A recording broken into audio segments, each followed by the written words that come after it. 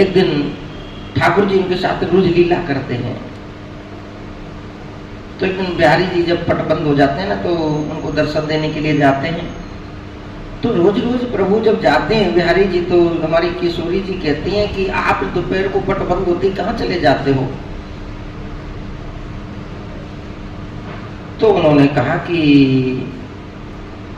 हम अपने भक्तों से मिलने के लिए जाते हैं, तो आज मैं भी आपके साथ चलूंगी। तो वो कहती हैं कि आप चलोगी? प्रभु कहते हैं आपको ले तो जाऊं, पर आपको बीच में बोलने की बहुत बड़ी आदत है, और देखो हमें पट खोलने से पहले वापस भी आना पड़ता है, और आप तो जहां चलोगी वहां फिर बोले बगैर आप रोकोगी नहीं। और कभी कभी क्या है कि हमको जिसको नहीं देना होता उसको भी देना पड़ जाता है।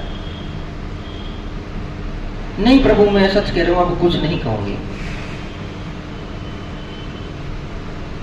तो वैसे भी कहते हैं ना कि महाराज हमारी लाडली सरकार तो उनके आगे कहाँ बिहारी जी की चलती है। अब बिहारी जी उनको साथ लेकर के गए। अब सूरदास जी महाराज पद गा रहे थे, पद गाते गाते वो अपने रास्ते में चल रहे थे कि चलो शाम के मंदिर का 4 बजे मंदिर के पट खुलते हैं, तो पद हमें गाना है। तो वो मंदिर की तरफ जब जा रहे थे तो एक रास्ते में गड्ढा पड़ा और वो गड्ढे में गिर पड़े। अब वो आवाज लगा, अरे भैया कोई है क्या? अरे लाला कोई है क्या? अरे भैया कोई सुन रहा हूं मेरी आवाज को, तो मेरे को इस गड्ढे से निकालो। अब श्री जी ने कहा कि प्रभु देखो ना, देखो तो सही, सूरदास जी गड्ढे में पड़े हुए, निकालो ना इनको। श्री जी हमने आपसे पहले ही कहा था कि आप बीच में नहीं बोलोगे। नहीं प्रभु निकालो निकालो। देखो अच्छा नहीं लगता, वो आपके इतने सुंदर सुंदर पद गाते हैं, आप कितने परम भगत हैं, आपकी कितनी भक्ति करते हैं, मन से भक्ति करते हैं, तो एक बार निकालो तो सही। तब बिहारी जी खींच कर कहने लगे कि किशोरी जी देखो आप श्री जी हर बार हमारे पीछे पड़ जाती हो। हमने आपसे पहले ही कहा था, मंदिर में कहा था कि आप हमारे पीछे नहीं पड़ना, बीच में नहीं बोलना, लेकिन आप फिर वही जिद कर रही हो कि नहीं प्रभु निकालो ना। अब श्री जी के आगे ठाकुर जी की कहाँ चले भैया। उन्होंने कहा कि बाबा लो मेरा हाथ पकड़ लो।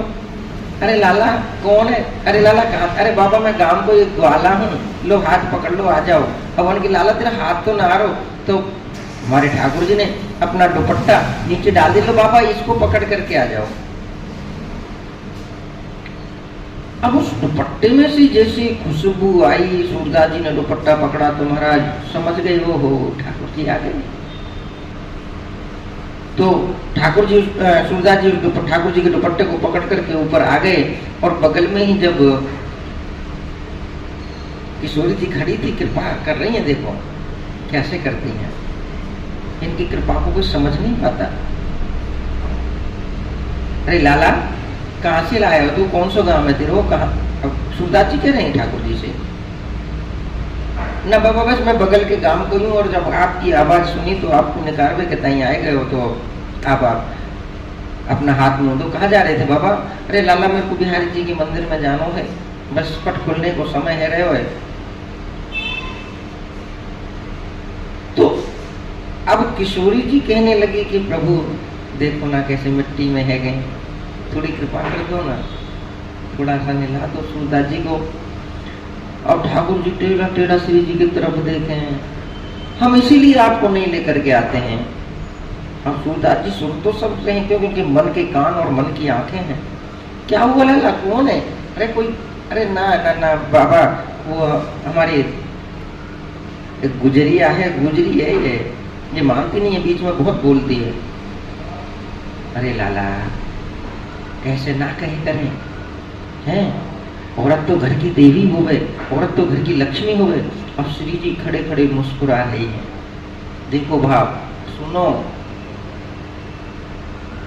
अब ठाकुर जी मन ही मन मुस्कुराने लगे कि हाँ वो तो तुम्हारे ताई बोल रहे हैं, तुम्हारे लिए बोल रहे हैं, तो इसलिए कह रही हो। अब ठाकुर जी सूरदास जी को स्नान आदि करा करके, वस्त्र धारण करा करके जब मंदिर में जाने लगते हैं, तो किशोर जी थोड़ी आगे चली और कहने लगी कि प्रभु अब क्या भयो? प्रभु मेरी एक पैर की पायल नहीं दिख रही है, लगता है वहां पर सूरदास जी ने जो तुम निकाला था तो वहां मेरे पैर की पायल रह गई है, चलो देख करके आते हैं। और सूरदास जी महाराज, इसीलिए हम आपसे कहते हैं श्री जी, आप बार बार अनेक बार आपको हम समझाते हैं पर आप मानती नहीं हो, अब तो जाना तो पड़ेगा। अब वापिस गए सूरदास जी, पूछा बाबा, अरे लाला आए गए हो? हाँ, कौन है लाला? अरे बाबा को मैंने अभी आपको गड्ढे से निकाला ना, आपको स्नान आदि कराया हो। हाँ, तो बाबा हमारी वह गुजरी की थोड़ी सी वो एक पैर की पायल रह गई तो आपको मिली हो तो।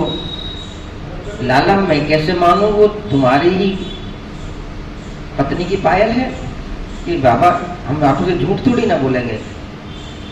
तो भैया इसकी कोई पहचान बताओ। अब ठाकुर जी ने उसकी पहचान भी बताई, अब फिर भी नहीं माने ठाकुर जी। अद्वैत कृष्णम भक्ति प्रयच्छतो न भाविता, कृष्णम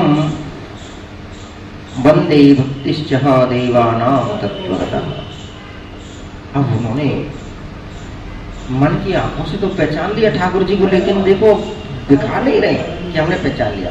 कि लाला दिखा, देखो हम देखना चाहते हैं उनकी हैं तो थोड़ा हम उनको लाओ, आपकी धर्मपत्नी को हम उनको देखेंगे पैरों को स्पर्श करके कि हाँ उनको पैरों को अपने हाथ से पहना करके देखेंगे कि उनके पैरों में वो पायल आती है कि नहीं आती है। बाबा ऐसा थोड़ी ना हो गए ना लाला, देख भैया हम अब दूसरे की कोई गिर गई और तुम्हारे के बाद जाने के बाद में वो आ जाए वो कहे कि भैया हमारी गुजरिया की पायल थी, वो तो फिर तो गड़बड़ हो जाएगी। अब श्री जी मुस्कुरा रही हैं क्योंकि वो जानती हैं कि सूरदास जी सब कुछ जान चुके हैं, लेकिन फिर भी श्री जी ठाकुर जी की तरफ इशारा करते हैं तो ठाकुर जी मानते हैं।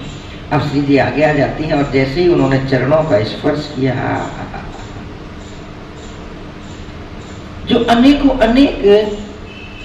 अमलात्मा संत महात्मा अनेकों जन्म जन्मांतर तक की तपस्या करने के बाद में जो उनको जिनका साक्षात्कार नहीं कर सकते, आज सूरदास जी स्वयं उनके चरणों को स्पर्श कर रहे हैं। जिनके चरणों के नक्शे सृष्टि की उत्पत्ति है, आज उनके चरण सूरदास जी स्पर्श कर रहे हैं और अपने आप अपने जीवन को धन्य बना रहे हैं। अब जैसे ही उन्होंने चरण स्पर्श किए तो उन्होंने तुरंत चरण पकड़ लिए कि माँ अब इन चरणों से दूर नहीं रहना, अब तो छोड़ दो ना। श्री जी कहने लगे, अरे बाबा क्या कर, अरे बाबा नहीं माँ अब तो दर्शन दो। तो तुरंत